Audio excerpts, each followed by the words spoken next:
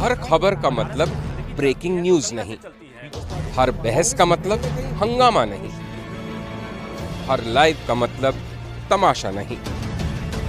खबर का मतलब है एक भरोसा। जैविक खेती के लिए कर रहे जागरूक किसानों को पसंद आ रही जैविक खेती। कोटा ब्लॉक में हल्दी की खेती। कोटा ब्लॉक के ग्रामीणों में हल्दी की खेती को लेकर अति उत्साह है। डॉक्टर एस टुटेजा कृषि वैज्ञानिक रायपुर एवं डॉक्टर संजय कुमार वर्मा कृषि वैज्ञानिक बिलासपुर ने बताया कि किसान जैविक खेती की ओर अग्रसर है, क्योंकि पुरानी पद्धति और जैविक खेती से खेत की उर्वरा शक्ति अच्छी बनी रहती है। इसीलिए किसान जैविक खेती की ओर अग्रसर है और वे हल्दी की खेती पर विशेष ध्यान देकर अच्छी कमाई भी कर रहे हैं।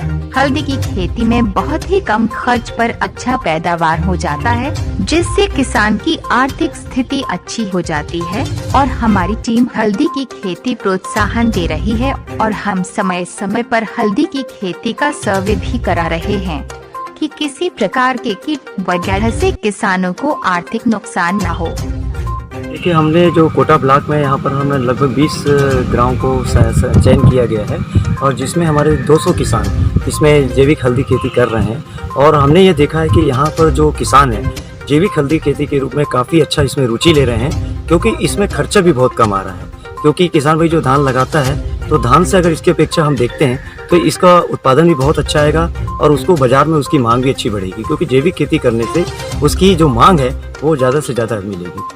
किसान फिर से वापस लौट रहे हैं पुरानी पद्धतियों में। ये ऐसा है कि किसान अब धीरे धीरे जो हम पहले जैविक खेती करते थे उसकी तरफ जा रहा है, क्योंकि धीरे धीरे आप देख रहे हैं कि रासायनिक खाद महंगे होते जा रहे हैं और जो इसके साथ साथ हमारी जो भूमि की उर्वरा शक्ति है वो कीटनाशक दवा डालने से बहुत धीरे धीरे समाप्त होती जा रही है और उसमें गुणवत्ता भी खत्म होती जा रही है। तो ऐसी स्थिति में किसान को भी हम ये बता रहे हैं कि आप अगर जैविक खेती की तरफ पीछे जाते हैं तो इससे आपको बहुत अच्छा फायदेमंद होगा, उत्पादन भी अच्छा मिलेगा और बाजार की मांग भी अच्छी मिलेगी। आपका परिचय बताइए। डॉक्टर संजय कुमार वर्मा, वरिष्ठ वैज्ञानिक, कृषि महाविद्यालय अनुसंधान केंद्र बिलासपुर। ये है कि उसमें किसी प्रकार के रासायनिक, चाहे वो अपन दवा कहें, चाहे कीटनाशक कहें, चाहे हम कहें रोगनाशक के लिए कोई दवाई डाली जाए या कोई अपन उर्वरक डालें, तो वो सब का प्रयोग इसमें नहीं होता। और उसके बिना जो हम कह लें कि हमारे यहाँ जीवामृत बन रहा है, जो हमारी प्राचीन परंपरा है, गोबर की खाद का उपयोग करते हैं, वर्मी कंपोस्ट बना रहे हैं, नीम की खली का प्रयोग कीटनाशक के रूप में करके, तो बिना कीटनाशक, बिना रोगनाशक, बिना उर्वरक के जो खेती करते हैं हम, जो हमारे पास कार्बनिक जो खाद हैं, गोबर खाद, वर्मी कंपोस्ट, उस सब के उपयोग करके जो हम खेती करते हैं उसको हम जैविक खेती करते हैं।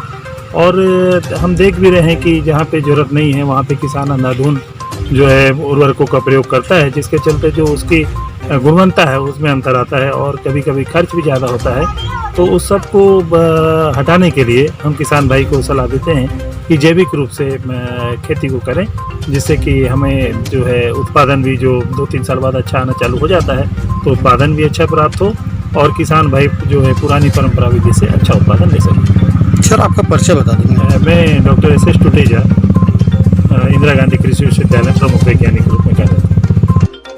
Subscribe now and press the bell icon. Never miss an update.